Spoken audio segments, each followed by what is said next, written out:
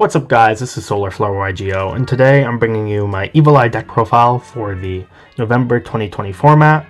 With the release of the Megatins, I think Evil Eye became a really good budget option for people who are looking for a control deck. With the one card combos to get to your Cerzio plus Selene, as well as your two card combos that can get you a couple bit of back row, your Gorgon on field. I think this is a really good control deck. It's not as good as, say, Altergeist, but I do think that this is a really good option if you prefer the art style, or maybe you like the equip-based playstyle. It functions really well. You can slot a lot of hand traps into it, so that's why I think it's a good pick.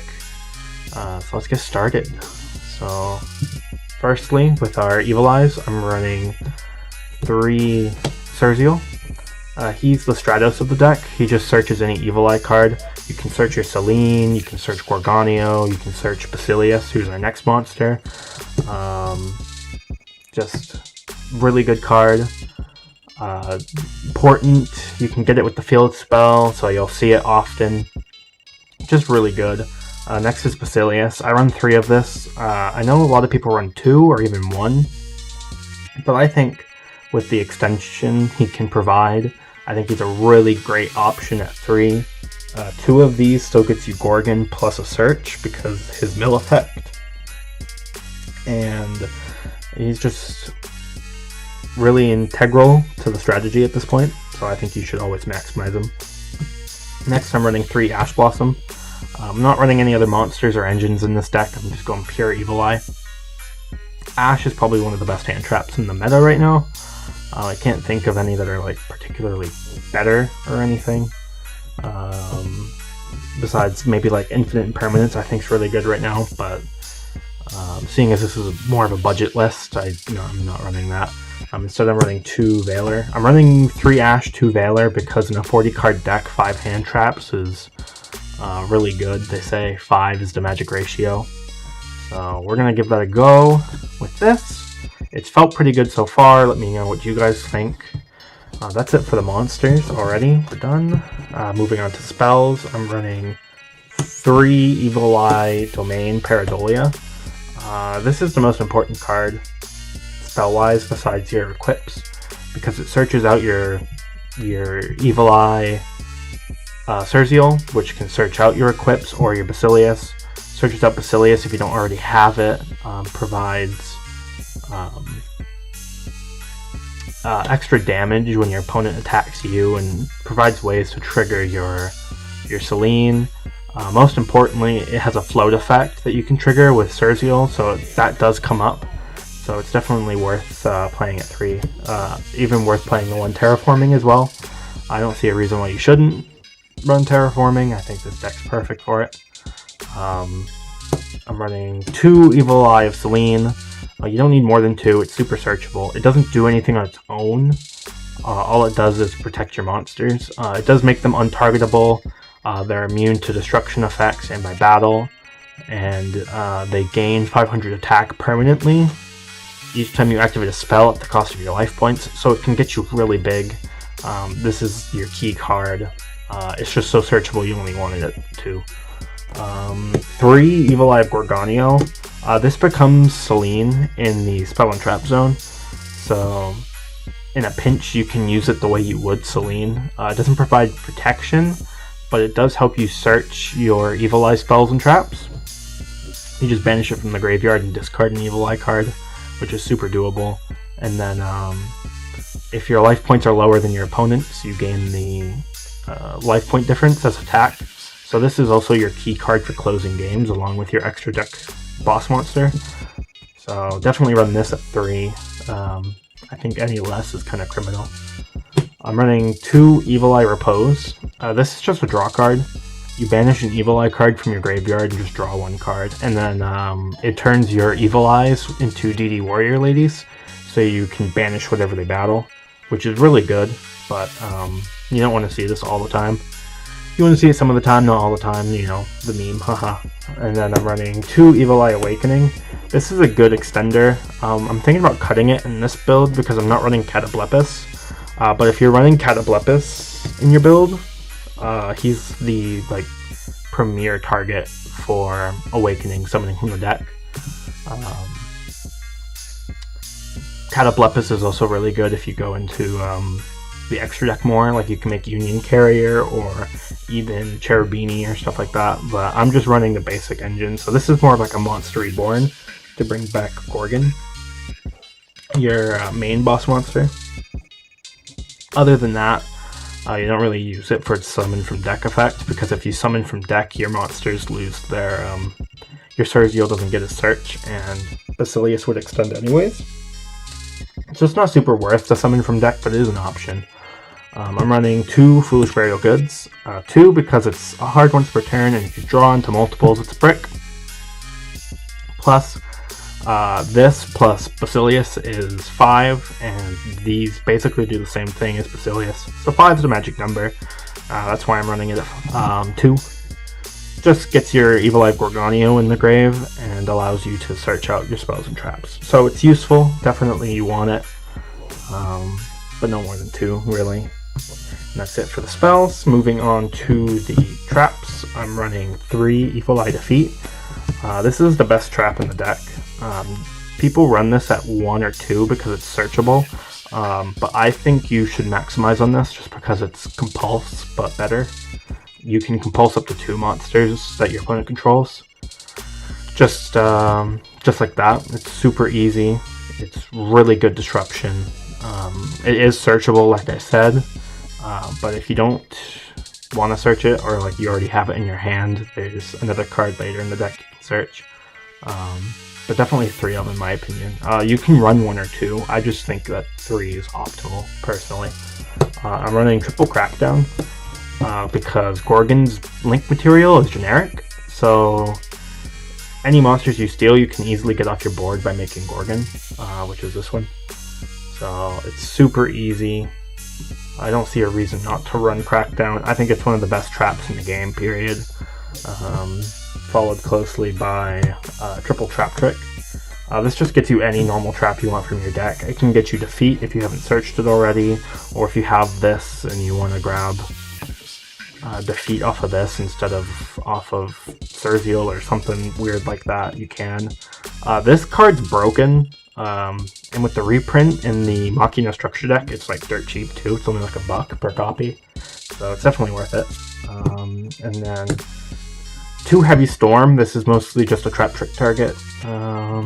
Back row isn't like super huge right now, but you can use this to try and win control mirror matches against like Altergeist or other Evil Eye, because I know Evil Eye is somewhat popular just because it's so cheap.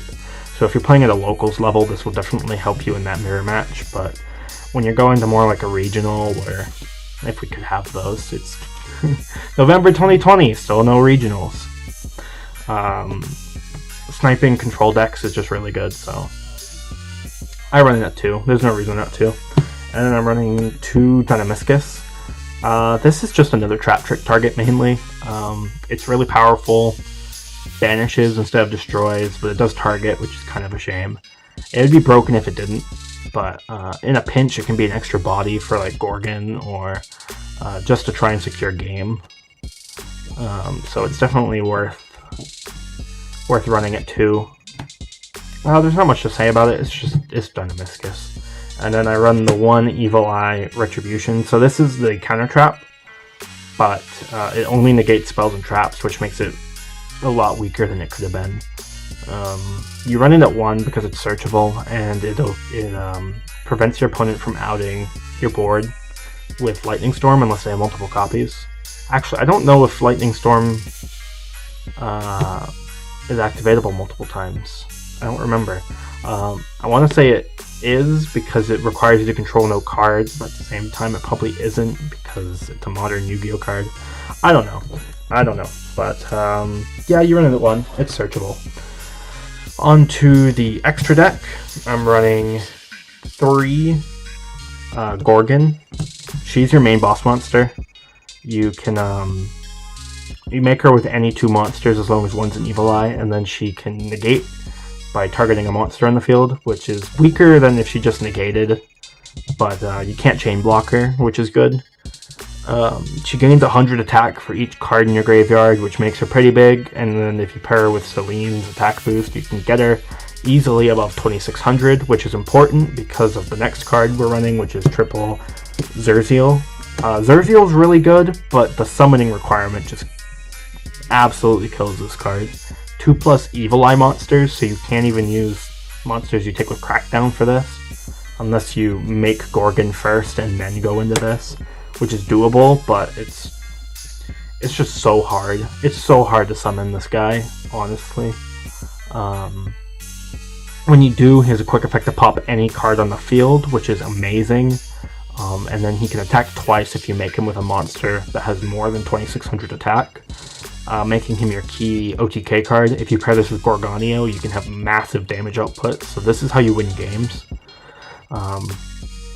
If you were running the Catoblepis, this would be one of the reasons why I would be trying to OTK with this. But I'm not. I'm running one Boral Sword just because this is slightly easier in certain situations to make. Even if it isn't in that certain situation, it could be better anyways, because Boral Sword has more reliable OTK power, while Zerziel, if your hand's set up to do it, has it's more explosive, but it's less consistent. So the one Boral Sword. And then next I'm running one Stardust Dragon. This is for my side deck. I'm actually running Starlight Road.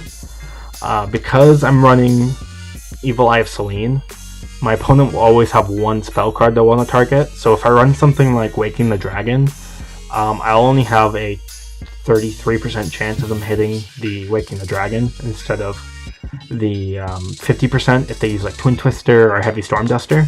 So I think running the Starlight Road instead, which always can go off as long as they're using Twin Twister, is better. You can argue that maybe against Lightning Storm, Waking the Dragon could be better, but I actually like Stardust Dragon for that too, because if you summon him off of Starlight Road, he's an extra negate of destruction, so you can protect your back row twice. So I think he's really good. The rare from Toon Chaos is really cheap. They reprinted this and Starlight Road, so I like it as a budget option as well, even though I have Waking the Dragon. It's just, I like this one better. And then I'm just running a bunch of like fusion Super Poly targets because I'm running Super Poly in the side deck. Violet Chimera for Salamangreat, Mud Dragons for anything really. Ulmer-Duke's in here because I have PTSD of Spiral format. Starving Venom for just really anything. Earth Golem at Ignister is also for Salamangreat, but this can also work in like Marincess matchups, and I know Marincess isn't common, but I play Marincess, so that makes me think other people play Marincess, so I'm at least throwing one in here. Winda for the Shaddoll or the Invoke Dogmatica matchups, because fuck that, and then one Dragostapelia. This is for Dragoon and Verte Anaconda. Dragostapelia is just so good. I wish it was easier to summon in like Predaplants, but I'll just Super Poly, it's fine. That's it for the extra deck. Moving on to the side deck, I'm running 2 DD Crow. DD Crow's alright. I think it's okay, this format. Maybe you can snipe like a Pisty target or a Red Eyes target or something, and you can disrupt some plays alright, but yeah, I don't know what else to really run. I don't know what hand traps are good this format. I am running 2 Nibiru. I would run 3, but I don't have 3. And 2 you can skate by with, so that's just what I've been doing. And then I'm running 2 Twin Twister. 2 because I have the Heavy Storm Duster, and the Heavy Storm Duster is searchable, thanks to the Trap Trick. So I don't really see a reason to run 3 Twin Twister. It's just more back row hate. Triple Starlight Road. This is for anti-back row hate. Like I said, if they try to Twin Twister, you can activate this. Waking the Dragon's only at 50%. Well, Waking the Dragon would be 50% if they didn't have a target they already wanted to hit. But because I already have the Evil Eye Selene that they're wanting to go for, because it turns whatever it's equipped to into a towers, This is kind of better just because it doesn't matter what they target as long as they target 2. And then I'm running 3 Solemn Judgment. Excuse the different rarities, by the way. I have a lot of mismatched rarities, I won't lie. Solemn Judgment's just really good for similar reasons, but they don't need to target 2. You can just negate anything. In a pinch, it negates summons, which is really nice, and then just spells and traps. So this is matchup dependent, but both of these are just for back row hate mainly. This one has more application, but you pay life points, which is a fucking bitch in this deck. Paying life points in Evil Eye is terrible because you already pay life points with your equip spell. But run it anyways because it's the best anti-back row hate. And then I'm running the 3 Super Poly. This is just to break boards. Like, going second with this deck isn't horrible, but it does suck a decent amount. Like, you can maybe pop some cards with you can try and pop some cards with your Sergio before you link up into Gorgon or something weird like that, but really it's just a bitch. So running Super Poly is good, just to break some boards. It's one of the great equalizers for a reason, so it's my choice. Again, the mismatch rarities, 2 of these are commons from the Shaddoll structure deck, and this one's an ultra rare. Oops. So, yeah, that's it for the side deck. Thank you guys for watching. I do plan on making more of these. I didn't do this with a script, I'm sure you can tell. I just wanted to talk about my deck. If you want more stuff like this, let me know. But, yeah, I plan to post occasionally. I have some other deck lists I'm working on. I'm working on an Appliancer Lyrilusk Tri Brigade deck list, which I'm really excited to show you guys once the cards get in. And I'm also working on... I won't spoil all of it, but yeah, thank you guys so much for watching. Be sure to like, comment, subscribe. Gotta remind you guys to do that. And I'll see you guys in the next one.